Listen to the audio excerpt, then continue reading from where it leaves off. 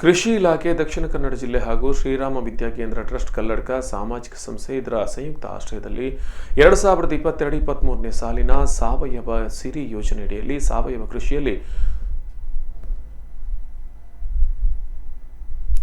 ಸಾಮರ್ಥ್ಯಾಭಿವೃದ್ಧಿ ತರಬೇತಿ ಕಾರ್ಯಕ್ರಮ ಶ್ರೀರಾಮ ಭಜನಾ ಮಂದಿರದ ಸಭಾಭವನದಲ್ಲಿ ಡಿಸೆಂಬರ್ 13ರಂದು ನಡೆಯಿತು.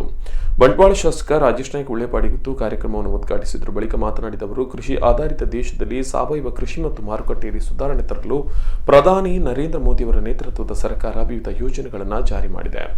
ಕೊರೋನಾ ಮಹಾಮಾರಿ ಬಳಿಕ ಸಾವಯವ ಕೃಷಿಗೆ ಜಗತ್ತಿನಲ್ಲಿ ಅತ್ಯಂತ ದೊಡ್ಡ ಅಭಿಪ್ರಾಯ ವ್ಯಕ್ತವಾಗಿದೆ. ಮಣ್ಣಿನ ರಕ್ಷಣೆ ಹಾಗೂ ಆರೋಗ್ಯ ರಕ್ಷಣೆಗಾಗಿ ಸಾವಯವ ಕೃಷಿಗೆ ಹೆಚ್ಚಿನ ಮಹತ್ವ ನೀಡಬೇಕು ಎಂದಿದ್ದಾರೆ. ಕೃಷಿ ಚಟುವಟಿಕೆ ಮೂಲಕ ಸಂಪದ್ಭರಿತ ರಾಷ್ಟ್ರದ ಚಿಂತನೆಯಿಂದ ಕೃಷಿಕರ ಆರ್ಥಿಕ ವ್ಯವಸ್ಥೆಯಲ್ಲಿ ಸುಧಾರಣೆಗಳನ್ನು ತರಲಾಗಿದೆ. ಆಧುನಿಕ ರೀತಿಯಲ್ಲಿ ಕೃಷಿ ಚಟುವಟಿಕೆಗಳನ್ನು ಮಾಡಲು ಅನೇಕ ಕೃಷಿ ಸಲಕರಣೆಗಳ ಉತ್ಪಾದನೆ ಹಾಗೂ ಸಹಾಯಧನ ವಿತರಣೆ ಮಾಡಲಾಗಿದೆ ಎಂದರು.